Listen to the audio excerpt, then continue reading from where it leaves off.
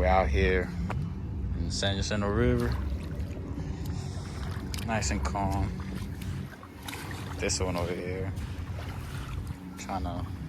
What the hell you doing? Trying to make a snowman, bro? I mean, sandman.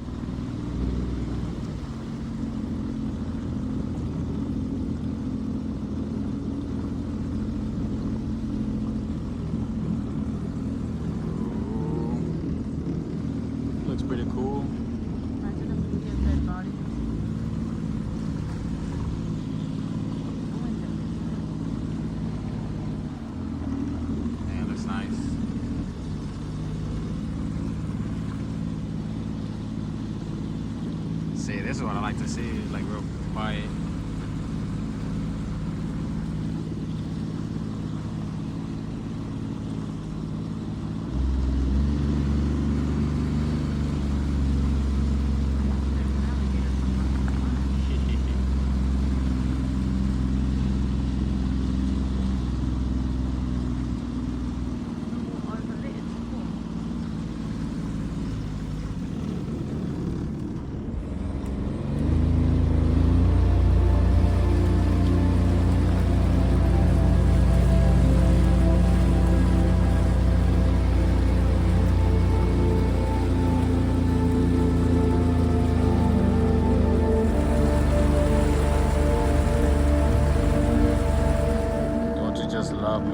adventure.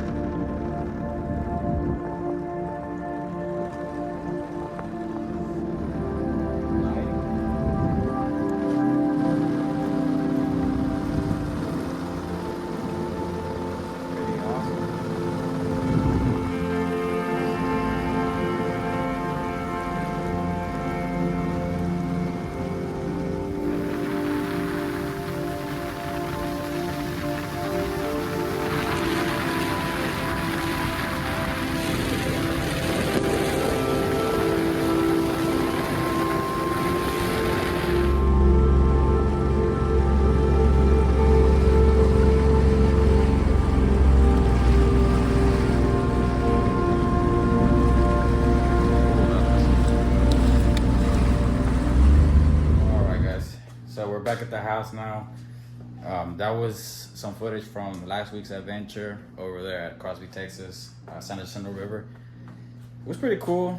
Nice weather. It wasn't too sunny. It was cloudy. It was nice and breezy. I enjoyed it. So I'm just here to show y'all my new toy. This is a 2014 Seadoo Spark. Now, this is my first watercraft that I owned. I have not rode one before. Well, I have rode one before, but it was like years ago, and I completely forgot, you know, how cool these things are. I'll snap my. Now, disclaimer: these things are awesome. These things are badass, but this one in particular, this is the 2014 model to 2016 was a badly engineered machine. Not all around. It just has some defects that unfortunately I had no clue of. So now, you know, now I know. Now these things are not that expensive. I got this one for $5,000. Good thing too, because the guy wanted $6,500 for it. I had it in my mind that I wasn't gonna overpay too much for an older model Seadoo, because brand new they're like $7,000. You know, when you order it, I think it's more once you get it delivered to the dealership and everything, and they put it together for you, then it's more. I believe so. But this one it's pretty good. Now, don't get me wrong, it does have some problems. It had a good amount of problems. I kind of went through them a little bit. I still haven't resolved everything quite yet. I believe I have that issue where the PTO is leaking and it's filling up the hole because I do have water going in it. Now, I do have a crack also on the hull that I had no clue of. Like I said, I didn't know how to purchase one of these things when I first bought it, so I made a couple mistakes. But either way, I was like, no biggie, I could get that taken care of, no problem. If I have to, I'll take care of the PTO problem too. With the crankshaft issue, you know, I'll tear that whole thing apart and I'll fix it myself, no problem. I'm not scared of that. But just for the guys that, you know, they want to purchase these things and they see them cheap, is probably because of that particular reason, because it's already given out and it's gonna give you tons of problems. So just keep in mind.